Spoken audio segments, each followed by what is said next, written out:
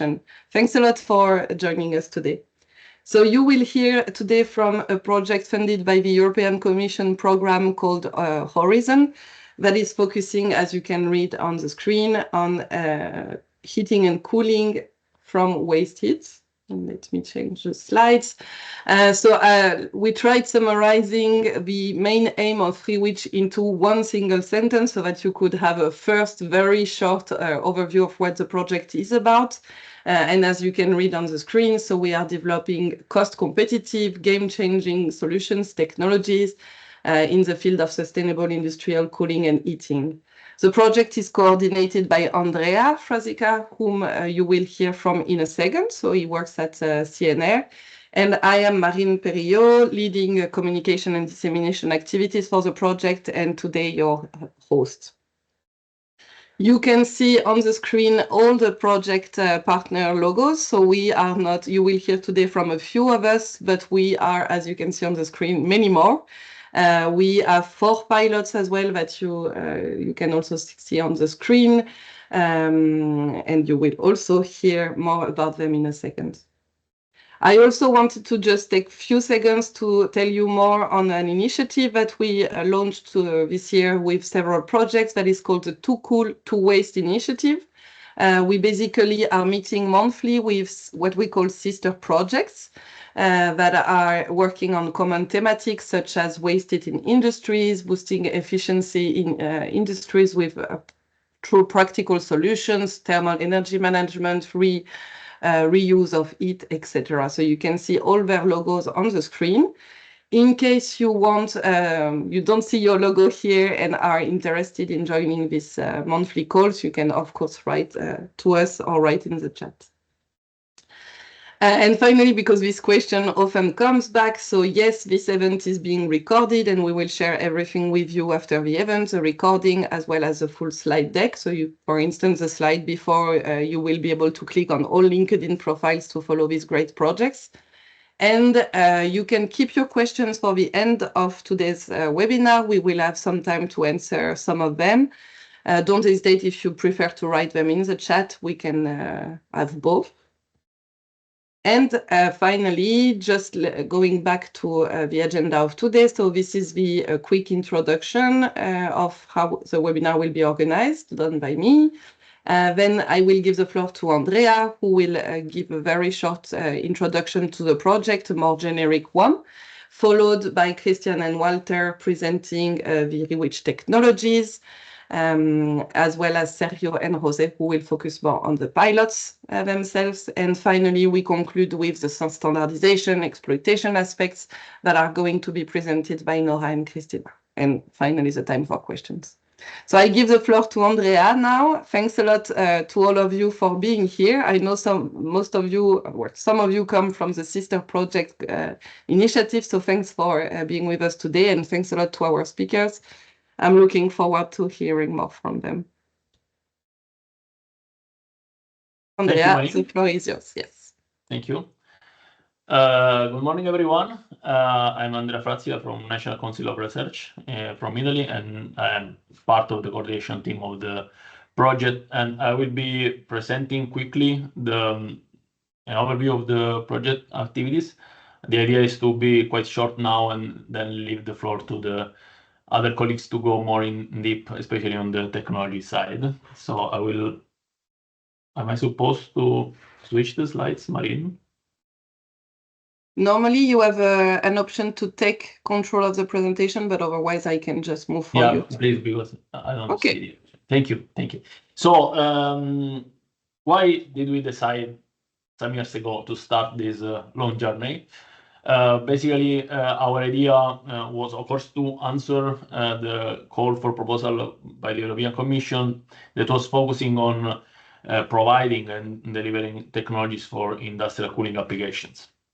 So the starting point was to analyze which is the current status of the industrial cooling processes. And we basically saw that of course, the industrial sector is one of the most energy-intensive ones in Europe, accounting for roughly 26% of the final energy consumption. And what is interesting is that, of course, 1/3 of this consumption is coming from electricity, and a large amount of this electricity is actually linked to cooling demand, especially process cooling demand. So we try to make an analysis of the different sectors that are the most impacting one on the cooling demand, and basically half of this is coming from food and beverage, tobacco, and light chemicals. But it's also true that in the end, as you will see, cooling demand is everywhere in industrial processes. And that's why REWICH is one of the first projects probably addressing this demand from a broader perspective, covering a very large variety of industrial processes. What is interesting is that, of course, most of this cooling is still provided by vapor compression technologies because they are let's say, the commercial ones since many years now. But there is still the possibility to exploit low-grade waste heat present in most of these processes to drive adsorption technologies for cooling applications. And what is interesting is that roughly 35% of the waste heat available in industrial processes is the so-called low-grade waste heat. So very low temperature, or let's say a medium temperature that cannot be used for any other application, but can be efficiently exploited for providing cooling. Another pillar of the project is that we don't want just to make use of waste heat, but we also want to integrate at least a certain portion of energy coming from renewables. And in our case, we are addressing solar heat for industrial processes application through the technologies provided by the company TVP Solar. Next one, please.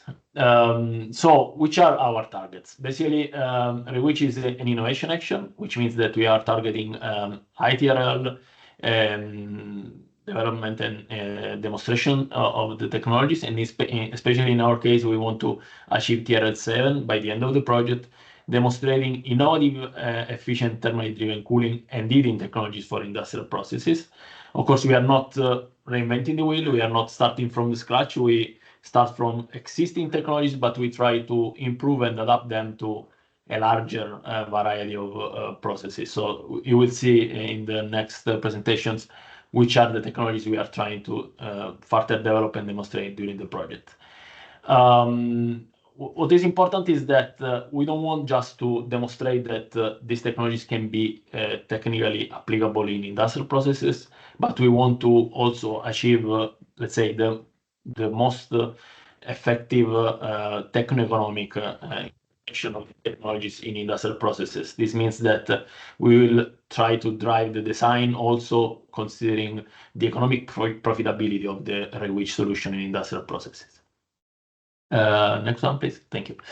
So very quickly, Marina already anticipated you. We are quite large consortium. As you can see, we were answering to the call focusing on integration of renewable heat and industrial waste heat for heat-to-cold conversion systems.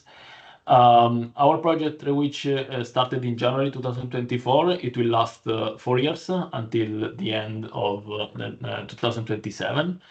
We have 26 partners, as mentioned, from 10 countries. You will see we have 4 different demo sites across Europe, accounting for a total cooling provision of around 1 megawatt after having deployed all the technology to the demo sites. And yeah, the funding is roughly 10 million euros from the Commission, plus the contribution from UK and Switzerland, since we have 3 partners from outside Europe. Very quickly, here you can see kind of a graphical abstract of the overall concept. Basically, the project is exploiting renewable, going from left to the right, renewable and waste heat to drive adsorption processes for cooling and heating. Of course, we may also expect to integrate thermal energy storages to make the system more, let's say, to get a smoother operation of the system throughout the year.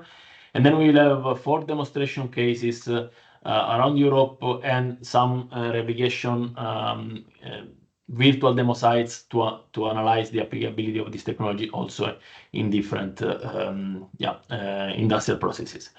So if you move on.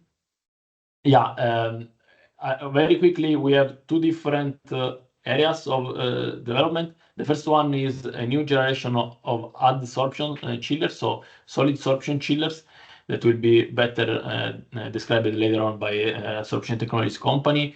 This is a patented technology that is trying to make the system more reliable and especially, let's say, more cost effective. The second one is coming from the absorption chiller area, so liquid sorption. In this case, we have two different concepts.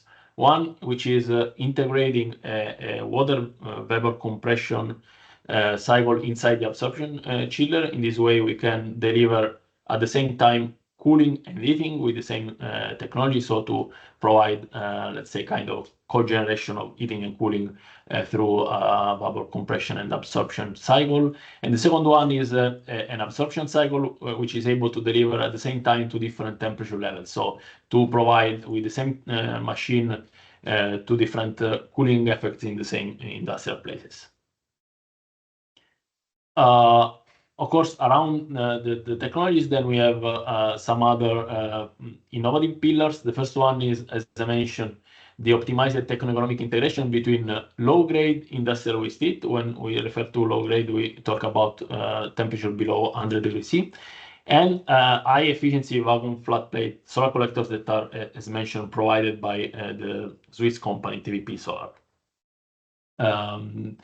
This will be these different technologies and integration will be demonstrated in 4 different demo sites across Europe, covering, let's say, typical industrial sectors for high cooling demand, like food and beverage, but also non-standard sectors like paper industries and biofuels production.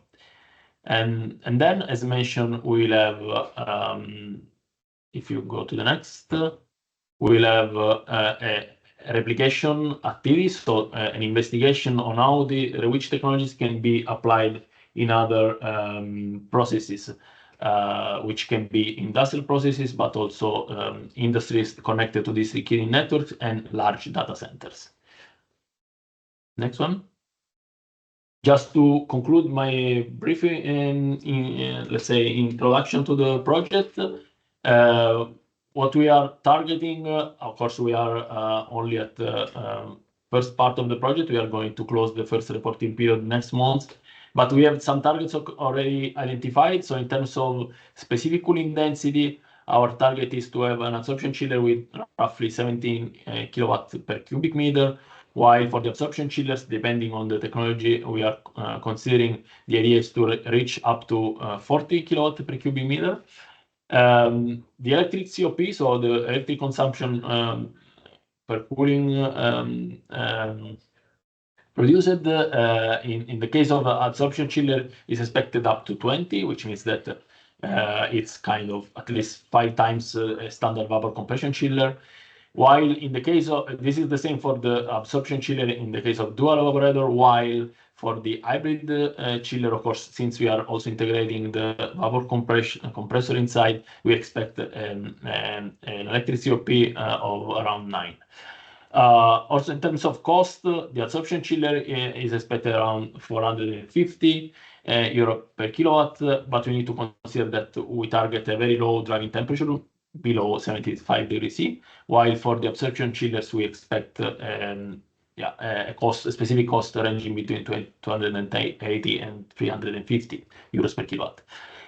At the same time, we have, as I mentioned, innovation on the solar collectors technology. In this case, the main targets to achieve is the efficiency that is extremely high, expected 50% at 130 degrees C of heat provided by solar thermal, with a specific cost of ranging between 40 and 60 euros per megawatt hour. So this is more or less a very brief introduction to the project. So I will leave the floor to the colleagues to go more in details on the technology side, and of course we will be happy to answer any question by the end of the presentation. Thank you. Thanks a lot, Andrea. Christian, you are taking the floor first. Thanks in advance. Thank you, Marine. Yes, my name is Christian Schweigler. I'm active at Hochschule München in Germany in the field of sorption technologies and heat pumping and energy systems in general. As Andrea already presented, we are developing novel concepts for the generation of cooling driven by heat from industrial processes, recovery of heat, and using waste heat for driving of these thermal cycles and for upgrading waste heat flows from industry. And a distinction has to be made between absorption and adsorption. My part is talking about absorption. That means that we use liquid substances. It is water, lithium bromide, a salt solution, as an absorbent for water, which is the refrigerant. Let me start with the basic principle, and then I'll try to explain the novel aspects which we try to implement and demonstrate within the project. Absorption cooling in general is the magic is that, which is shown in the very left graph, we use a heat flow Q2 to upgrade a heat flow from low temperature level T0 and heat flow Q0, and both heat flows finally reach temperature T1. Such a system can be used as a heat pump or as a chiller. It is the same technical apparatus. It just depends on whether you provide useful heating at this intermediate temperature level T1. Then this is in red color, the useful heat when operated seen as a heat pump. And then a heat source is required at low temperature, and that heat flow is upgraded to, let's say, 45 degrees C. If it's used as a chiller, then the same driving heat input at 90 degrees C serves for producing useful cooling at low temperature, T0, and heat rejection is done to ambient using a cooling tower. The practical implementation is seen in the very right graph. The absorption cycle is composed of 4 heat exchangers: evaporator, absorber, desorber, and condenser. And the vapor, the refrigerant vapor, which produces cooling by evaporation in the evaporator, is absorbed in an absorber, and then there we use this liquid sorbent solution. The sorbent solution is then regenerated, is boiled in the desorber, and the vapor flow is released at higher pressure level, reaching the condenser. From there, then it is throttled back to the evaporator. The cycle is closed. And so this is the basic principle. And what we are dealing with in this project is adapting such a cycle for distinct applications and practical situations in industry, and we have to deal with the characteristics of this technology, and that is mainly governed by the fluid properties of the liquids that are used, refrigerant and sorbent solution. The central graph shows that we have these 4 heat exchangers, and their position in terms of temperature and operating pressure is governed by the boiling characteristics of water, so the relation between boiling temperature and vapor pressure of water, and the liquid sorbent water lithium bromide. And for the system water lithium bromide salt solution, one dominant aspect is the crystallization limit, which provides or constitutes a limit for the temperature lift between evaporation at temperature T0 and heat output at temperature T1. In particular, for when using such a cycle as a heat pump, the temperature lift between heat source T0 and useful heat output T1 is limited. And a ruling principle is there is a fixed relation between thrust and lift in these systems. We call thrust the temperature difference between our driving heat input in the generator, or desorber as we call that, the high temperature part of the cycle, thrust from heat input at temperature T2 to temperature T1, and the larger the thrust, the higher the lift can be, but there's this limitation given by the crystallization limit. The The alternative in terms of fluid which we use in the system is this system water and ammonia, which is a high pressure system, and there that limitation by the crystallization is not given, but it poses other difficulties and challenges in terms of practical implementation. So for cooling and heating temperatures above freezing of water and salt lithium bromide water is a well-established option. So what we try to implement in one demonstration project, which will be implemented later in Greece, is the development of an absorption chiller providing cooling at two different temperature levels, which is shown in the right graph here on that slide. And so that will be then used for providing of chilled water at around 10 and a moderate cooling at about 20 degrees C. And now you find different options for setting up such a cycle. It could have two absorbers close to the crystallization limit, offering higher heat output from that part of the cycle, which provides cooling at the moderate chilled water temperature, and so on. Otherwise, there are other options also discussed in the consortium, providing more flexibility and more reliability for the more valuable cooling at very low temperature T01. So this is the first technical concept that will be implemented. Just what you see here is a photo of the chiller produced by our partner Belz BS Nova, a manufacturer for such absorption chillers. And starting from their basic design, they have a series of 3 different chillers called Bee, Bumblebee, and Hornet for different sizes in terms of evaporator capacity. And such a system will be modified in order to provide these 2 different levels of evaporation. And the driving heat will be given by a CHP plant, and some solar heat will be added from the vacuum flat plate collectors, which are also part of the technical development within this project. And the second novel aspect for absorption cooling within the project is shown on the next slide.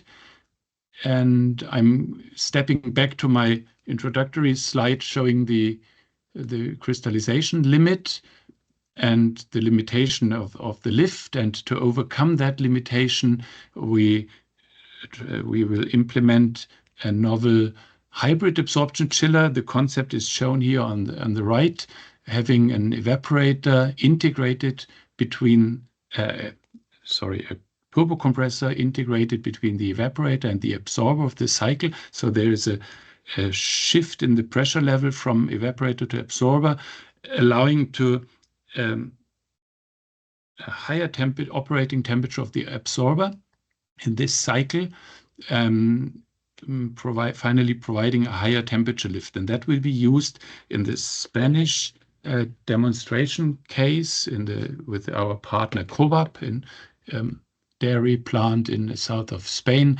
And there we will simultaneously produce chilled water at about 5 to 10 degrees Celsius and heat output for tap water heating up to temperatures of 60 degrees Celsius. So this is, as Andrea said, that cogeneration of cooling and heating in one cycle. The next slide will again show that starting from the general concept. I'll just switch over to, you have to switch once more. Next slide shows the shift in temperatures by integrating the turbo compressor. So we increase the temperature lift from T0 to T1. In the flow scheme on the right, you find a turbo compressor wheel and impeller between evaporator and absorber, providing the pressure lift between evaporation and absorption. And in the center, you see that now we provide cooling at about 10 degrees C and useful heat output at 60, keeping the demand of heat input at the generator at the same temperature level as before, about 90 degrees Celsius. On the next slide, yeah, this is just a scheme showing a very principal idea of integrating the compressor between the evaporator and the absorber, and having more flexibility in operation. There will be some flaps between evaporator and absorber to allow for conventional operation of the sorption cycle if in case the compressor is not available or not required, depending on given operating conditions.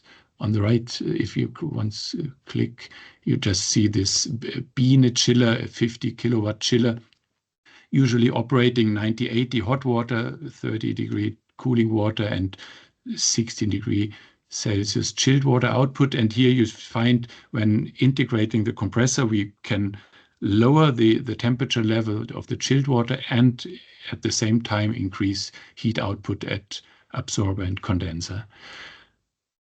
Main aspect of, so what we generate is a cycle that can be operated by both electric input and thermal input. And these graphs here, I guess I have to speed up. They show on the left side, we can vary the electric input from 2 kilowatt to 5 kilowatt, and at the same time, hot water input, driving hot water temperature from 90 to 105. So that will, you can provide the same amount of chilled water capacity by selecting either higher electric input or higher thermal input in terms of temperature, and that will finally have an input on the electric COP of the system. The same information is given in the right graph. Here you can read the pressure ratio that has to be delivered by the turbo compressor, and that gives hands over to the next aspect, which is on the next slide, the integration of the compressor. On the left side, you see for operating the chiller, let's say from 30 to 50 kilowatt, and depending or for different chilled water outlet temperatures, you can read from the left axis the pressure ratio that has to be provided by the compressor. And then you take the performance map of a turbo compressor and you try to match that, and then you will find that aiming at the states given in the left, so from 30 to 50 kilowatt, this is just 60 to 100% of the chilled water capacity. You may handle that with one turbo compressor, but if you want to reach higher flexibility and more dynamic operation, we'll see on the next slide.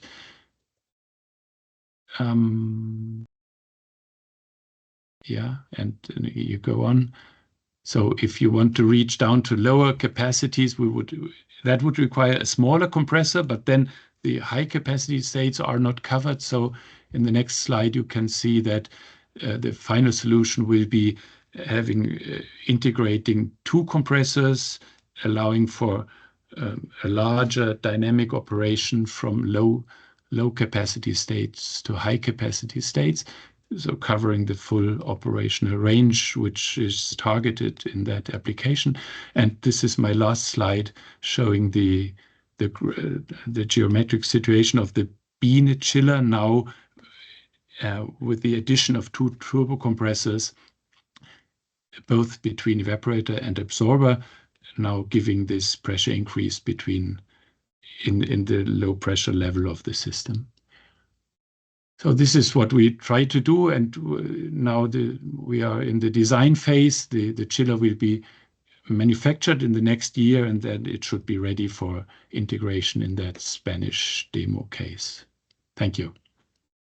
Thanks a lot, Christian. Walter, if you, I think you are here. Yeah, I see you. Perfect. Yeah, I'm here. Yes, I'm talking out of the car. I hope the condition is okay. The connection. So I would like to give you first of all, Walter Mittelbach from Sorption Technologies. We are concentrated on adsorption chillers with D instead of B, using solid adsorbents like Silgachil for the thermodynamic cycle of evaporating and condensing water with help of heat instead of electricity. Adsorption chillers, what we want to do in this project is that we are making a first larger scale adsorption chiller unit based on a new patented design which distributes the refrigerant water between the adsorption modules in a liquid state instead of vapor state, what is the usual way. You can see in this drawing to the left, a schematic drawing to the left, how it works in principle. We have two modules which contain one heat exchanger with the adsorption material inside of the heat exchanger. In this case, it is silica gel, and a second section within the same vacuum module where water, let's say liquid water, is sprayed into the module and then passes the module in some kind of pouring fixed bed, causing evaporation of the droplets going down by adsorption of the water vapor by cooling the adsorption, the silica gel.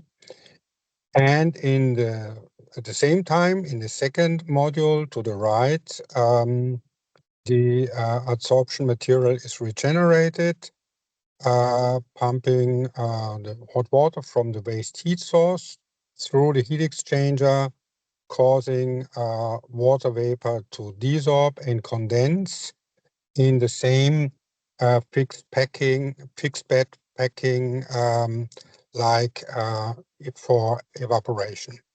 And this leads to the situation that we can use the refrigerant water also for heat transfer to external systems. In principle, it is done like this, that the water, either we call it evaporator circuit or condenser circuit, is collected in a tank which is below the modules and then pumped through heat exchangers to the external systems which can be adapted. And this is an approach what is, from my point of view, a very interesting way to deal with typical situations in industrial applications, because they can be very different, and it is very important to adjust the adsorption chiller to the conditions in a factory and not fix the machine and make a complicated installation to make sure that the external conditions are optimized for the operation of the machine. And these two heat exchanger, what you see at the bottom, the chilled water heat exchanger and heat rejection, can be varied according to the conditions. In real systems, you have very different options. For instance, if the external loop, which is very often in heat rejection, is very dirty, then you can use shell and tube heat exchangers instead of plate heat exchangers, which are always easy to clean. Or you can also, instead of using, for instance, a plate heat exchanger to make chilled water, you can use an air cooler to go directly on air. Same also for heat rejection, especially this is an interesting option if you go to regions where there is no risk of freezing. Can you go back, please? Okay. There's no risk of freezing. Then there's an option to directly go to a dry cooler, for example. And what we are doing also within the framework of this project, that we combine these modules. So one of these units, we call it, which is, let's say, two modules connected with the water tanks and piping. they are combined to larger multiples to achieve higher capacities. For example, here in this case, you see 3 units consisting altogether of 6 modules, which are combined to around 100 ton machine, and with one individual interface, which is designed according to the real individual project on a project-by-project phase. So that means we will provide not just standard products, but more an adapted solution to the concrete conditions of the customer, of the future customer. Within our project, we will do this for 2 different type of applications. Can you go to the next slide, please? One first application is in a brewery where we are using the waste heat created by the hot water, which is, let's say, a predecessor of beer, which has to be cooled down. And the second one is where we are using the waste heat from air compressors, which is a, let's say, very useful source of waste heat in industry. Here in this slide, you see typical conditions from an air compressor. Here in this case, I've used data from KESA, but at the end, it's the same for every type of air compressor. Where you can see that the energy which is used for compression of air, which is electricity usually, is nearly 100%, so 96% transferred to waste heat. Yeah, that means you have a lot of waste heat for each air compressors, and then there are different ways how to recover the heat. One option, like shown here, as a standard from KESA, is that there is an integrated plate heat exchanger to cool the internal oil cycle of the air compressors, but there are also other options. For instance, in water-cooled air compressors is a different way how to tap the heat, but in all cases there are, and all suppliers of air compressors have the opportunity to integrate components into their compressor to recover waste heat. What we are planning is to make a system where air compressor and adsorption chiller can be used somehow standardized, either in a container which can be just put, let's say, next to the factory hall, or in case of existing installation, which is the case in our planned demo project, we will develop also a certain kind of standard, but based on not within a container, of course, because the air compressor is already in the factory, but based on how to combine the air compressor with our adsorption system, and with this create some kind of standard interface for the connection between air compressor and adsorption chiller, which can be used for other future projects. Okay, good. This is from my side. If there are any questions, just let me know. Thanks. Thanks, Walter.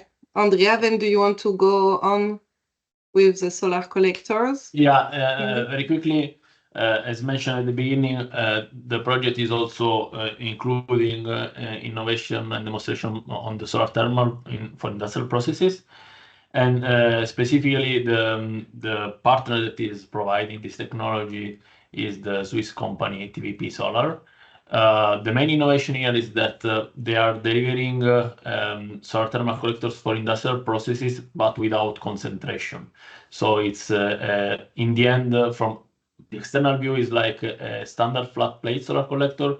Of course, there is much more inside because it's a patented solution by the company that is completely working under vacuum with a specifically selective absorber to reach very high temperature. So their aim is to deliver up to 180 degrees C, and of course this is also achieved with a very high efficiency. As mentioned, the target for the project is to demonstrate 50% of efficiency at 130 degrees C. Of course, in our case, this temperature will be used for direct heating in the process, while for driving the sorption technologies, the temperature that we are targeting is a bit lower. The positive feature is also that since it's not concentrating technology, the installation and maintenance is expected to be much easier. TVP Solar is already on the market, so they are in the project working with us to integrate this technology with the sorption technologies in a kind of solar cooling application. So this is the a sketch of the technology, and you can for sure find much more on their website, but we are happy to answer any question also on this topic. Thanks a lot, Andrea. And then how do we move from these technologies to the integration and demonstration? We will be given the answer by Sergio and Jose. The floor is yours. Okay, thank you. So I will start. My name is Jose Luis Corrales and I work at Tecnalia. So Tecnalia is a research center based in the Basque Country in the north of Spain. And we are a group in Tecnalia that are specialized in thermal systems. So in this project, we are collaborating with TU Berlin and Hochschule München in the development of the technology for the absorption technology. The hybrid absorption heat pump will be tested at our lab. And we are also responsible for the coordination of the demo sites and responsible for the demo site in Spain. So please go to the next slide and I will show you regarding the demos, what is the plan. So as Andrea mentioned at the beginning, so the idea is to demonstrate how to integrate these innovative technologies into real conditions, into industrial processes. So we will be using waste heat from industrial processes as well as renewable heat from either biomass heat plant, we have one, or solar thermal collectors. And the idea is to demonstrate this in 4 pilot plants in 4 different countries around Europe. So first, we are in the phase of developing these technologies. So the demonstration will take part starting from second half of 2026. We will be working on installing and integrating the technologies, and the monitoring campaigns of at least 10 months will be on 2027. So please, the next slide. So for the REWIT demo sites, the first demo site is a brewery in Poland, the Browar Glubic brewery.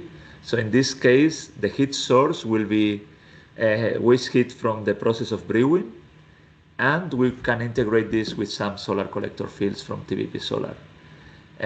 We will be using an adsorption chiller for sorption technologies.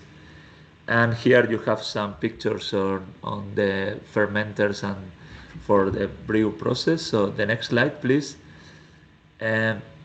We will show mostly conceptual schemes. We are not showing any P&ID because we are at the moment elaborating them, but we will show you how to integrate this at least in the conceptual phase. So for this case, for the brew industry, we have a necessity of heating and cooling for the process of producing beer. And as you can see on the figure on the right, this is the first one.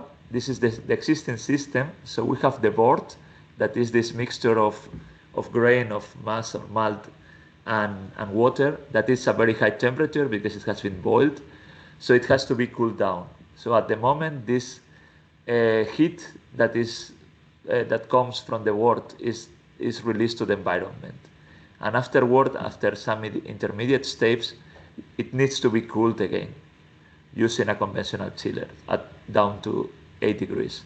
So what is proposed in this project is to use the waste heat from this board at 98 degrees to run the sorption technologies adsorption system and provide cooling and cool down the board down to 10 degrees more or less, and in a first step, and afterwards in series the conventional chiller will further cool down the board down to 8 degrees as it is needed. So at the moment in this plant for cooling there are 2 chillers with 500 kilowatt each that can produce this cooling for 8 degrees, but the idea is to provide more or less 180 kilowatts of cooling at this temperature around 10 degrees with this absorption system. And as said, the waste heat will be taken from the board, but in parallel we will be using the TVP solar collectors. So that's also very interesting because it will be in Poland, so we will be demonstrating that also solar thermal technology is possible in Poland, not only in south of Europe. So this is the first concept. The next one is in Cobap in the south of Spain.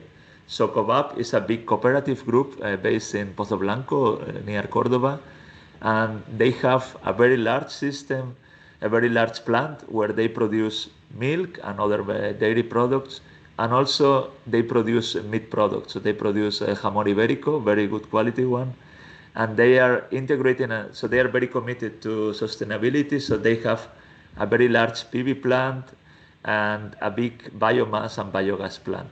So in this case, we are not really using the waste heat for the process, but we are using the steam produced by the biomass plant combined with the solar heat from TVP Solar to run a hybrid absorption heat pump. So please, in the next slide. So in this case, what we are doing is using the steam coming from the biomass plant that currently is used to heat up hot water to produce at the same time hot water and cooling. So this is a very significant increase in the energy efficiency because at the moment for 1 unit of hot water you need 1 unit of steam. But by introducing the hybrid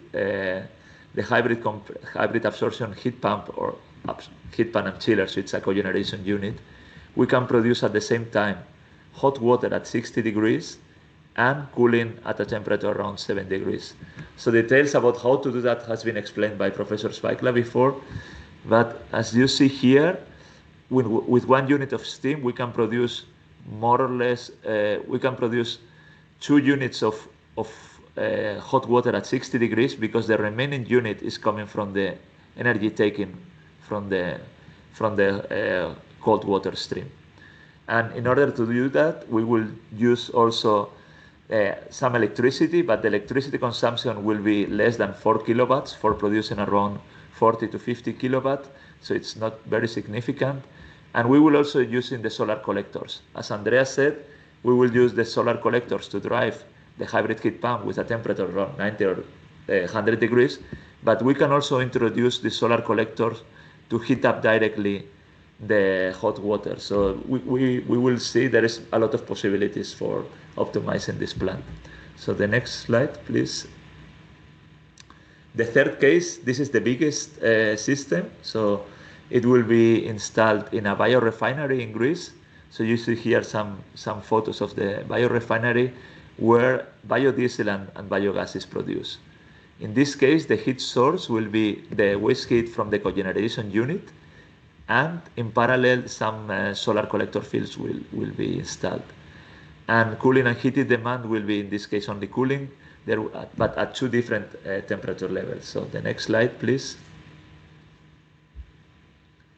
So in this case, the plant produces biogas and biodiesel from used vegetable oils and wastewater.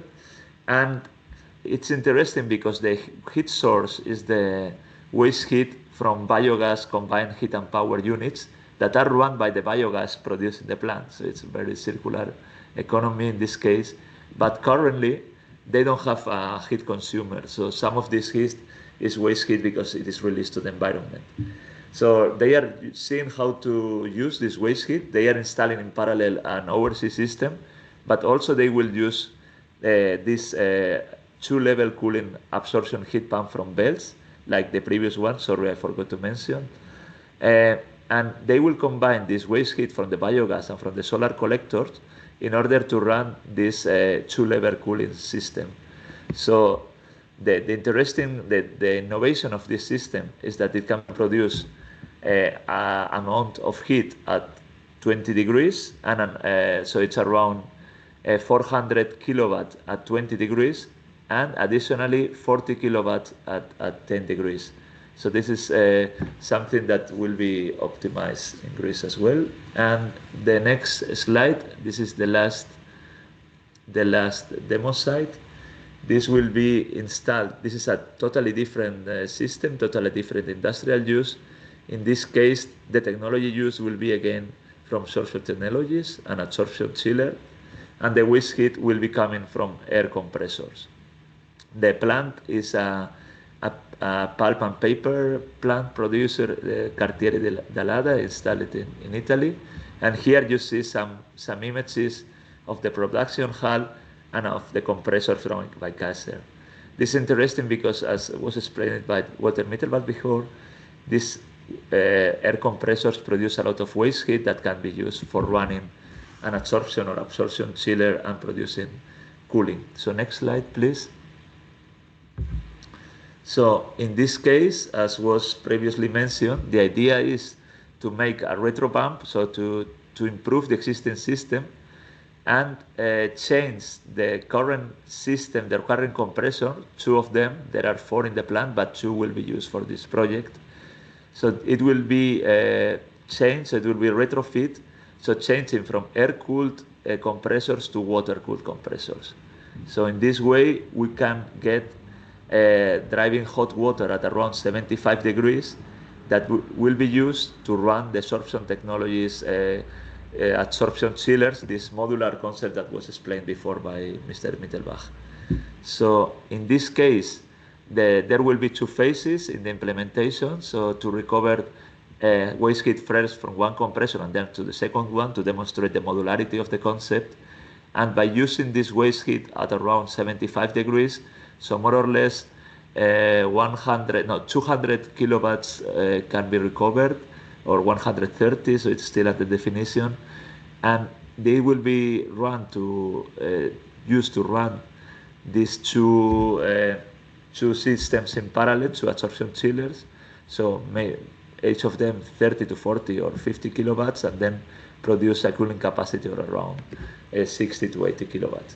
And chilled water will be, in this case, 10 to 15 degrees. So I'm finishing with this just to sum up. We will have 4 different technologies, all of them providing chilled water at around 10 degrees, or in the case of Greece, 2 different temperature levels, 20 degrees and 10 degrees. And the capacities will be changing, so we will show that we can have these systems for 400 kilowatts of cooling down to 40 kilowatts of cooling. So thank you, and then Sergio will continue. Okay, thank you, José Luis. Thank you, Marín.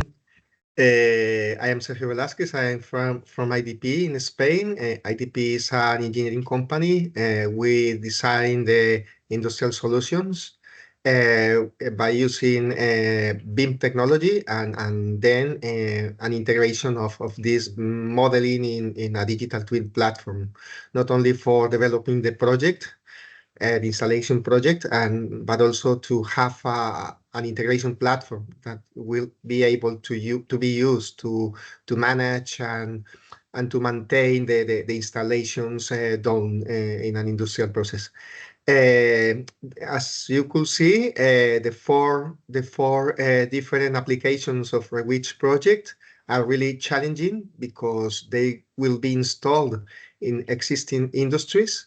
This means that some works and interventions must be done inside the current installations, and this is a high-level engineering project where many disciplines are involved. As you can see here in this slide, more or less the idea is that from existing industrial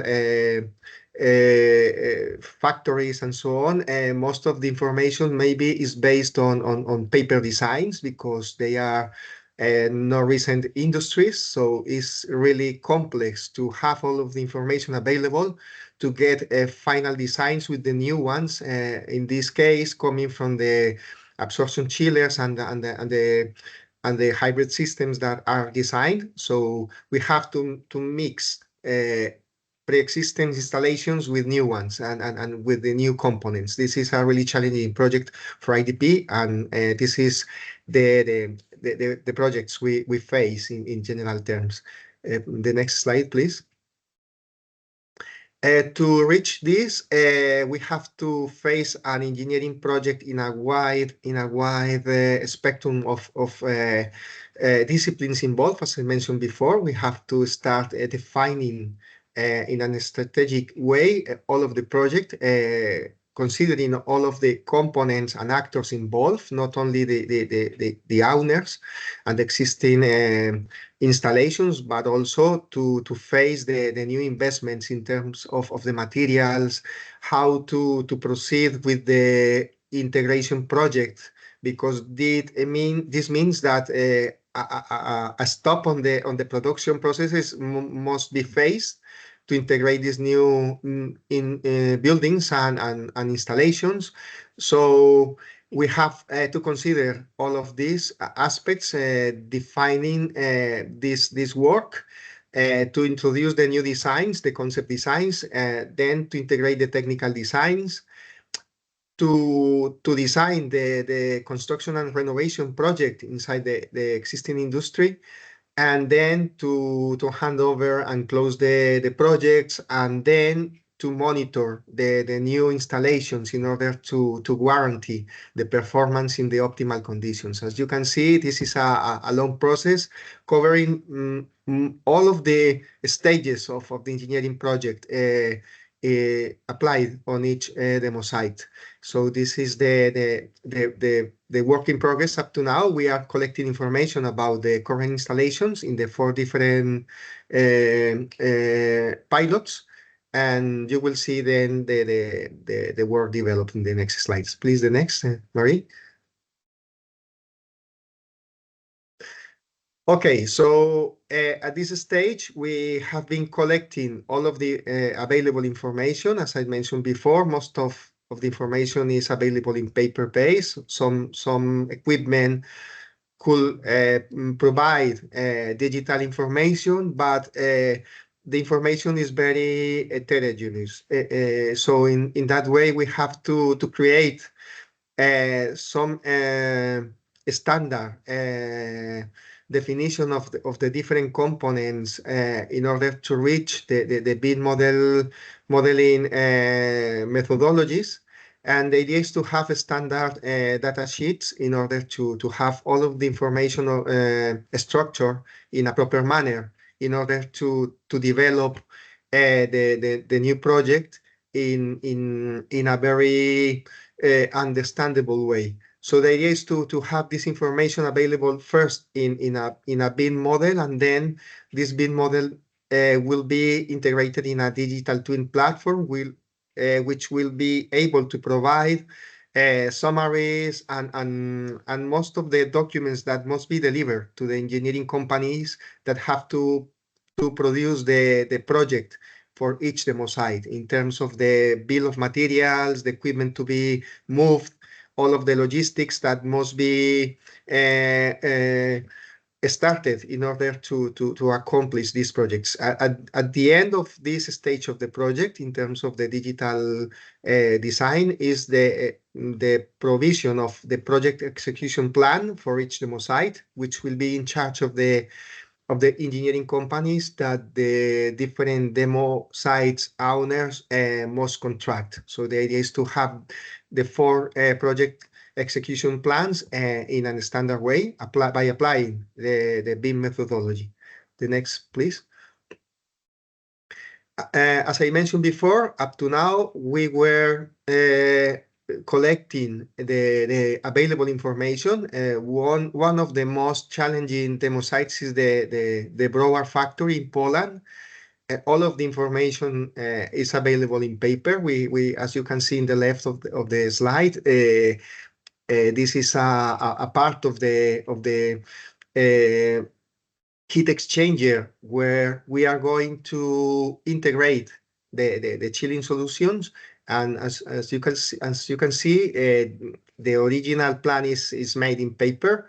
We translated all this information in the BIM model, and now we also have made the building of the factory where the project will be integrated. And here you can see also the existing installations being model implemented in the digital twin platform. So each element of this design can be identified and then can be connected to any kind of monitoring system, because the idea is to have all of the project designed not only at geometrical level, but also connected to the monitoring system that is also developed within the project. Next slide, please. In terms of the mill oil demo site, here the installation is a wider one. Here it is exterior, and all of the connections and installations are outside of any kind of building or technical room. And the information collected made possible to draw the point where the RegWitch solutions will be installed. And for the moment, we have described and made the digital design of the existing conditions in a general way. We have to make a visit to the plant in order to collect more information about the valves and different components that maybe will be connected to the monitoring system. The idea is to have the complete map of the situation, the current situation, in order to plan the way how the new installations will be made into the existing conditions and installations. The next slide, please. For the moment, for the Italian and the Spanish demo sites, we continue collecting the information. Here, the limitations are that most of the information comes from AutoCAD designs, and we have to complete the first stage design with visits. So that's the reason we don't have available yet any kind of BIM process made, but the same methodology can be applied, and in general terms, the projects can be phased properly in the coming months in order to have this first stage available to create the execution plans for the next step when the machines are designed for each demo site. The next slide, please. At the end, this is the final result. In the left side, you can see a sketch of a conceptual design of any kind of machine, and this must be placed in the right side inside the industrial installations. We will provide all of the geometrical and geographical aspects of the project with the list of materials and the scheduling and the economical aspects also, in order to provide a proper engineering project with the less deviations in terms of the timing and costs. And this will make possible that the final solutions will be installed on time and with the minimum risk for the industries involved. We applied a business model notation methodology in order to cover all of the dimensions and disciplines involved in this kind of engineering projects. And the final outcome is to have available the digital twin platform, considering all of the installation conditions, including the monitoring, in order to have a facility management services integrated for each demo site. I think this is my last slide. So thank you very much. Thanks a lot, Jose and Sergio. Very interesting. And then what do we do with all this? So we will hear from Christina and Nora now the work that is done on replication, but also policy implications, regulations, etc. Nora, Christina, the floor is yours. Yes, thank you, Marine. So my name is Nora Fischer, and I'm working at IVL, the Swedish Environmental Research Institute. And in the REWITCH project, we are working on a work package that focuses on how can we bring these innovations that the previous speakers here were just presenting, how can we bring them to market? And to analyze how the REWITCH results can be successfully exploited, we follow 3 interrelated approaches that you can see here on the slide.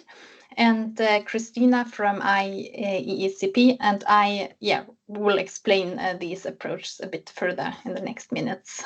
So one approach is that we will analyze the business models for the system solutions that are tested at the 4 REWITCH demo sites that you already heard about. And then we will also identify what agreements and contracts are needed to bring these system solutions at the demo sites to market. Then P&O, which is another partner in REWITCH and the REWITCH project, is also looking at the project's key exploitable results and how each of these results can be brought to market. And Christina, who will talk right after me, has started to look at what's relevant from the standardization and the policy side for successful exploitation. Next. In the REWITCH project, we have already in the beginning of the project identified key exploitable results, as done in many research projects, and these are single results that can be brought to market on their own, as there is a need for them on the market. And of course, this selection of key exploitable results can change over the course of the project. Here on the left side, you see the key exploitable results that we have identified so far. Of course, we have the ADsorption chiller prototype, the ABsorption chiller prototype. I will not go through them all now. But what we do is that we will follow the development of these, what we think are key results over the course of the project. And we will also check if there are other key results that we should add or if we should make any changes to the selection. And in the end of the project, the aim is to have an exploitation plan for each result describing important elements for going to market. For example, it's important to clarify on IPR strategy, but this can also be about are there collaborations with other partners needed to bring the result to market? Then it's good to initiate dialogue on these collaborations already early in the project. Can take next. But yes, in REWITCH, we do not only test, as you have seen here before, we do not only test single technologies, we are also demonstrating this in system solutions at 4 different demo sites.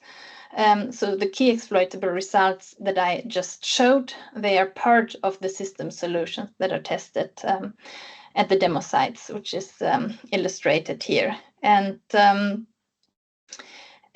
in REWITCH, we are also looking at, but how can these system solutions at the demo sites be brought to market? And to do this, we do business model concepts for each of the demo sites. And we are also working on identifying factors that are important to make efficient contracts between stakeholders to bring the solutions to market. Can take next. And for the business model concept development, we use the business model canvas tool. I will just describe it very briefly for those who are not familiar with that concept. So the business model canvas is a good and very common tool for understanding business models. In the center, you have the value proposition. So what is the value we deliver. Then on the right side of the business model, we're addressing the customers. So who are our customers?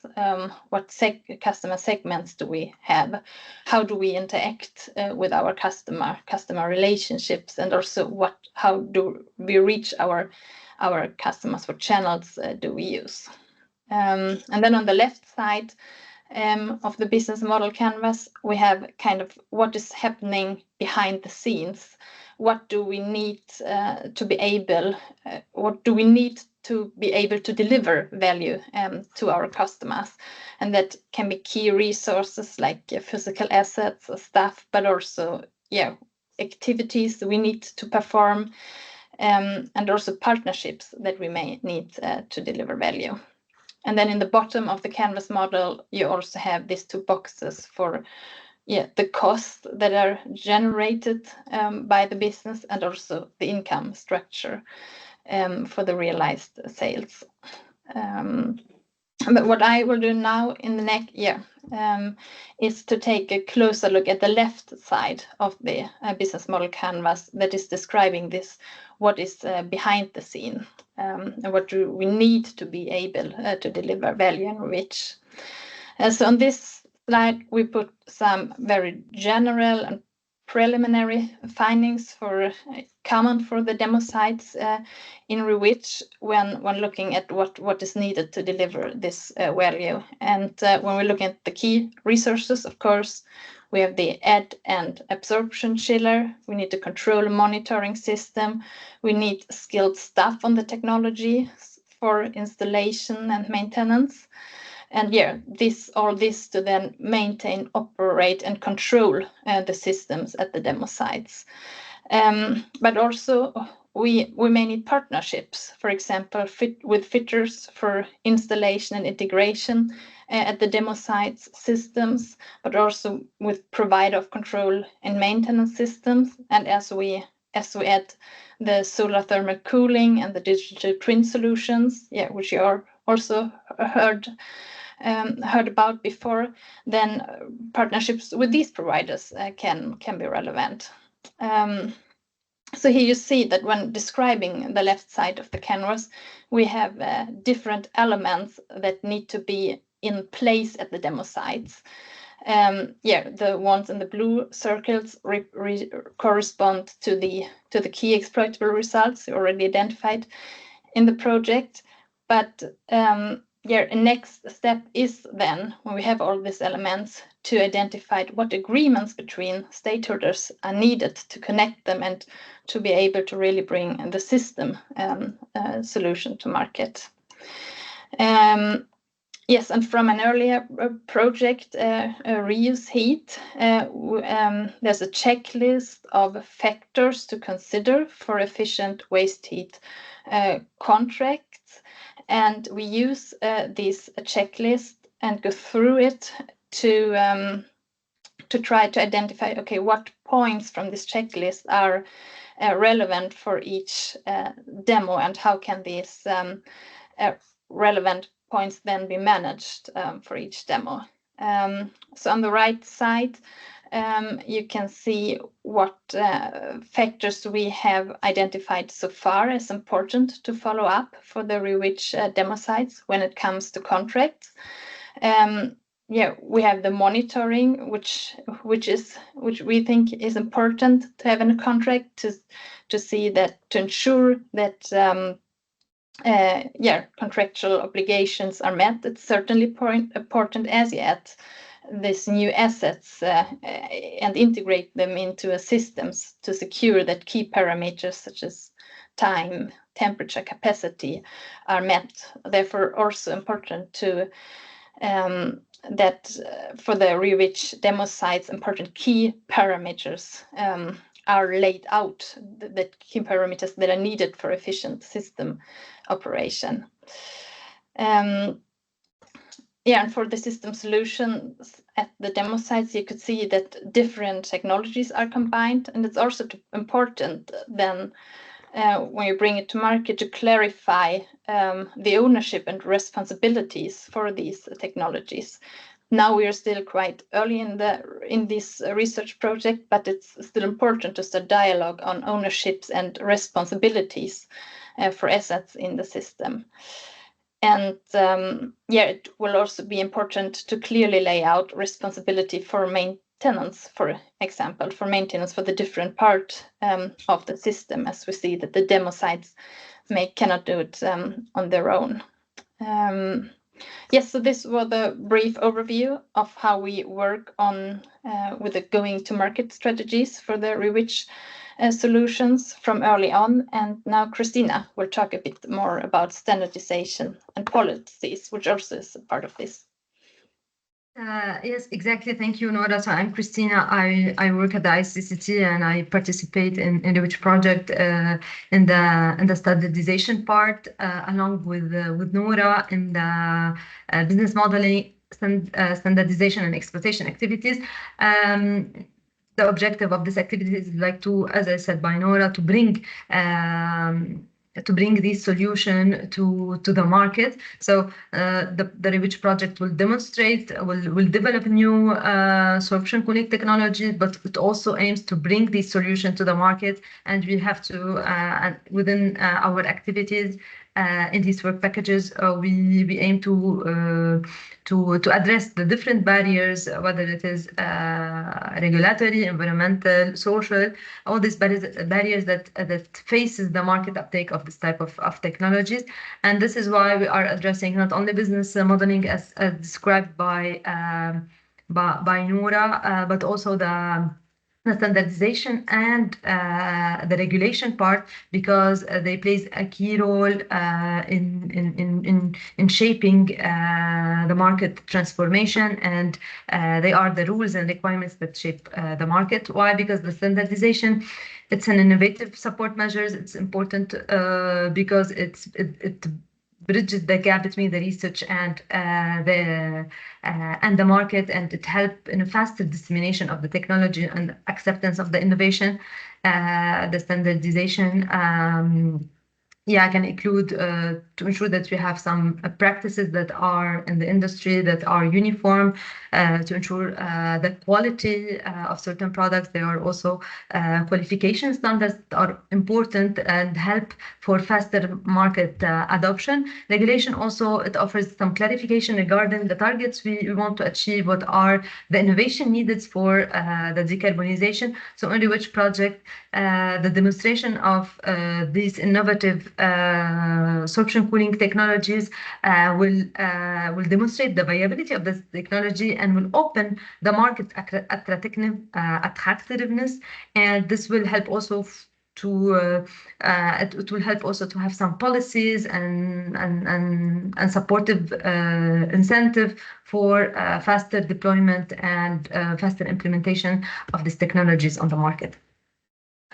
So, please next slide. So the two part of this work. The first part is about the standardization. Here's like only a glimpse of some relevant standard to the REWITCH project. The relevant standard to the REWITCH project covers a wide scope. It can be related to the design, to the construction, to some safety standards, and not only on the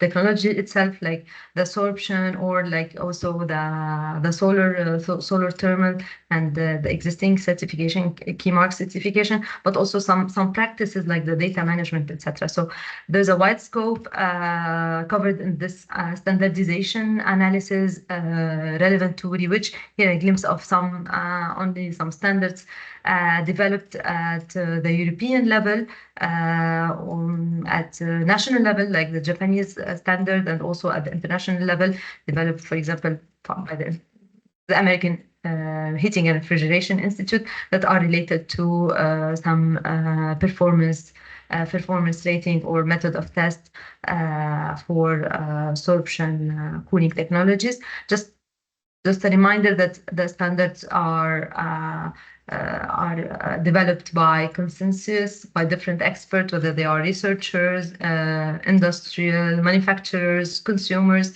and they agree to develop some standards and can set some guidelines regarding the use, regarding some practices or some performance of some materials. So this is a little bit as the first part of the standardization. It's just an analysis of the current landscape of what's existing in this domain. But as I said earlier, Marine, the next slide. We are working also on the policies and the regulations that can shape the market, and we have to just like cite some product policies like the Eco Design Directive and the Energy Labeling Regulation, which are the two cornerstones of the European Union product policies in the energy efficiency domain, and has played a major role in shaping the market. The Eco Design Directive, which is established a framework for setting performance requirement on energy-related products, and all the products that are used in Europe must comply with the energy-related products must comply with this directive, but also the complementary energy labeling, which sets some rule for product-related information and allow the consumer to choose based on the efficiency. And this directive played a major role in shaping the market, but also help in delivering the European Green Deal. So currently, the Eco Design Directive has been replaced by the ESPR, Eco Design for Sustainable Products Regulation, which has extended the scope of the eco design, not only to include additional products, but include requirements regarding the circularity and the durability of the product, and to reduce the overall environmental and climate footprints of the products. And these eco design and energy labeling has been applied in the refrigeration world, applied to chillers, and currently the chillers in comfort and industrial cooling application should comply with the following regulations. These are applied currently only, they target only the vapor compression, let's say chillers, and they set a requirement, energy efficiency requirement for processed industrial cooling chiller, cooling chiller with a positive and negative leaving temperature. So we have some detailed energy efficiency requirements for this type of chillers. Another product policy that can also have an impact on which projects it's the F-gas regulation, the latest recast that has entered into force in 2024. So in 2024, it constitutes also a major challenge in the refrigeration world, because the refrigerant HFCs must be phased out in 2050. So all the manufacturers of chillers are currently turning into natural refrigerant and trying to design some innovative refrigerant, etc. And it should be noted that sorption cooling presents a viable solution, that an alternative to the vapor cooling, and this might help into facilitating the market deployment and the adaptation of this type of technologies. Another part also to be mentioned in this policy and regulation framework is the waste heat, because as mentioned earlier by the different colleagues who presented, the aim is also to valorize the waste heat using these sorption cooling technologies. The waste heat is an energy efficient resource. The waste heat recovery, it's an energy efficient resource that should be exploited, because as there's here you can see it has been assessed to around 300 terawatt hour per year from different industrial sector, and should be valorized and towards some energy that can be used on site and can be delivered to a nearby process or to a district heating and cooling network, which will improve the overall industrial symbiosis. So we have a deeper look also in this activities into the regulation of the waste heat, and should be noted that this waste heat recovery should be prioritized in regional but also in national policies. So please next slide. So we have just like looked how the waste heat has been let's say supported in the EU legislation. Yeah, it should be mentioned that in the last recast of Renewable Energy Directive, the waste heat has been given an important attention, because it has defined the different elements needed to define waste heat. It also, in the Renewable Energy Directive, it has set the targets for the share of renewable, but also the eligibility of waste heat for the different sector, whether it is the industry sector, the building sector, the district heating and cooling, and also the heating and cooling sector. And also within the Renewable Energy Directive, it permits allows the different member states to include the waste heat into their national energy and climate plans. Also, in the Energy Efficiency Directives, there's some provision that are related to the waste heat. The Energy Efficiency Directive defines the efficient district heating and network. The use of the renewable and waste heat in the district and efficient district heating and cooling networks are promoted in the Energy Efficiency Directive. Also, it mentioned that policies for the use of waste heat should be developed, and all the companies must carry some assessment, cost-benefit analysis, and some assessment for the potential of the use of waste heat in new installation or upgrading the existing. So there's some details about the type of industry that should carry on this assessment, and also waste heat is mentioned as a climate mitigation measure and green investment in the EU taxonomy, the waste heat to produce heat and cold. So within this analysis, not only at the EU, but also at the national level. So next slide. At the national level, all these EU policies should be transposed at the national level to foster, let's say, the implementation of policies to valorize the waste heat. And also the use of industrial waste heat has been stimulated with a lot of national policies. Here I have extracted some list of policies from MURE database. This MURE is another project. It is the MURE database, and it includes all the policies at the national and the EU level that aims to improve the energy efficiency. And here I've extracted the relevant policies related to waste heat in industry within these, let's say, policies. So as I said earlier, this is during this work, our activities, the objective is like to bring this solution to the market, and we bring this solution to the market, including some analysis of the current standards and what we can, the objective is to align the developments within the project to the standards, but also to address the regulatory barrier facing the market uptake of this technology. And here we have the first report with a lot of information regarding the regulation and standard that can shape the market condition for the heating and cooling industry. So if you want to check it. Thank a lot, Christina. Indeed, I put a QR code if you want, and it will link you to this blog and graphics made out of the report that Christina just finalized.